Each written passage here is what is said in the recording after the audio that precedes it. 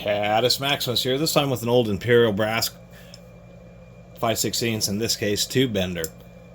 Made in Chicago, USA. They're definitely letting you know that it is a hand bender, not a power bender. You probably couldn't tell by just picking up the tool that it wasn't a power tool. Forged steel. As far as I can tell, I mean, I don't know what components really are, but this certainly seems like it's stamped steel. This may be forged, but it seems like this is just a machine part.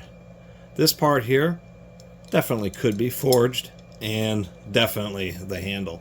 This is actually pretty nicely built, although you can see that they had, I don't know if this was from the factory or the previous owner, but this rivet was having a little bit of issues, so you can see where they used a punch to expand the metal and try to restake the rivet. Other than that, this is a pretty nice bender. It even says Imperial on it. Over the years, I've gotten several comments. Why do you say Imperial instead of, fractional or SAE or standard?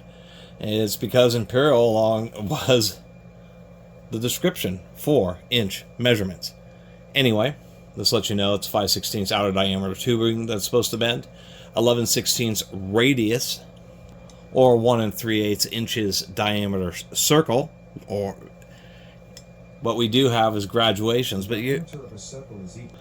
and interestingly, you actually draw to zero. The way this is designed is it kind of opens up.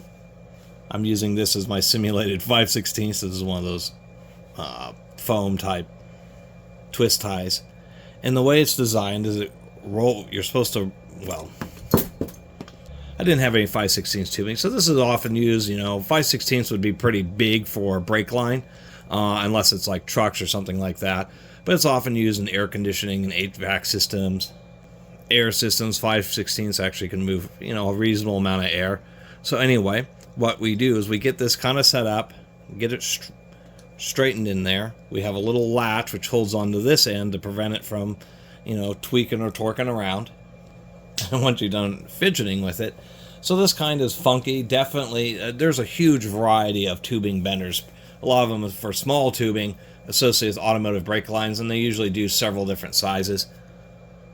And there's just a huge variety. Some of them are just big billet things that you just wrap the tube around. Some are plier style, so you can bend tube like in place while you're installing it. You get to a corner and you slowly bend the tube until you can get around that corner. Or these are more freehand, but these do provide really nice bends. These are not mandrel benders, but this style where you have two dies, with that, when you bend a tube, just like a straw, it wants to fold in half and kink.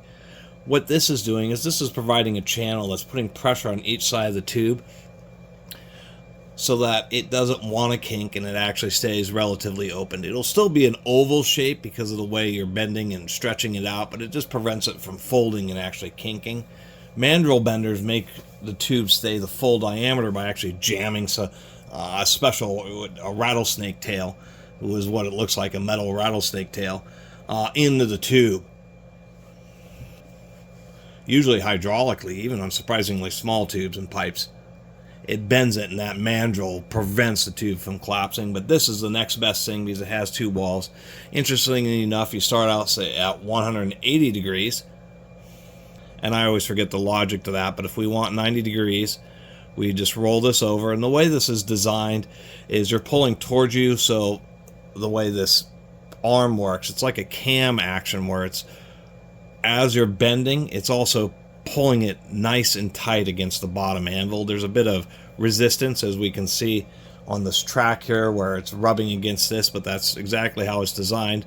And we would go right over to 90 degrees, and we can see at least this portion of the tube to this is actually 90 degrees. So this is going to relax, and actually tubing itself will relax. So sometimes you have to go a little bit over 90 degrees.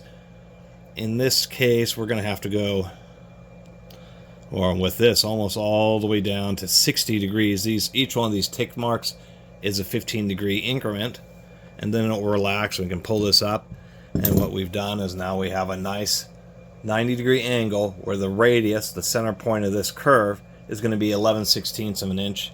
And surprisingly enough, 11/16 of an inch is actually another one of those fractionals, which is right in between metric numbers. It would be 17.5 millimeters is what 11/16 is, interestingly enough.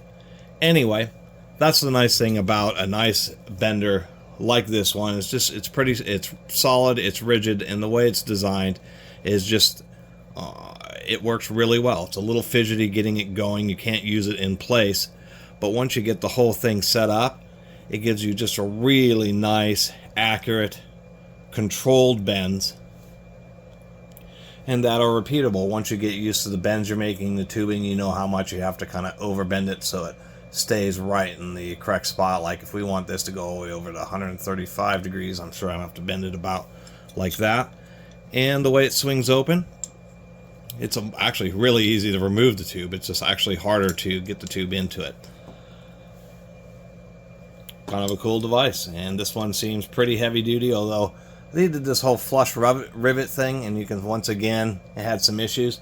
They are thick, pretty heavy duty rivets, and it is a pretty thick plate, but they should have just hot riveted it. But I won't criticize them too much. I mean, this, for a hand tool, this actually has quite a few parts. We have 1, 2, 3, 4, 5, 6, 7 different pieces just to make this little bender work. But it sure is nice when you pick something like this up. You're like, wow, that's actually a couple 3 pounds of steel right there just for a small tubing bender.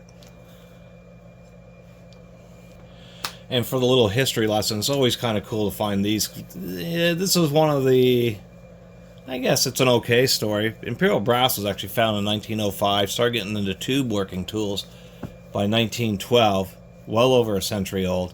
By 1961, they were the world's largest manufacturer of tube working equipment, surprisingly enough. So they actually have a pretty,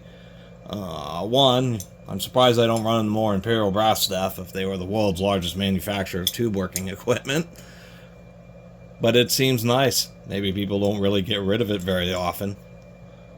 1961, they merged with the Eastman Company, which was not related, I don't know if it was related to Kodak Eastman, but the Eastman Company, Imperial brass merged with, made hydraulic hoses and that type of stuff, so it fit along with the nature of their clientele.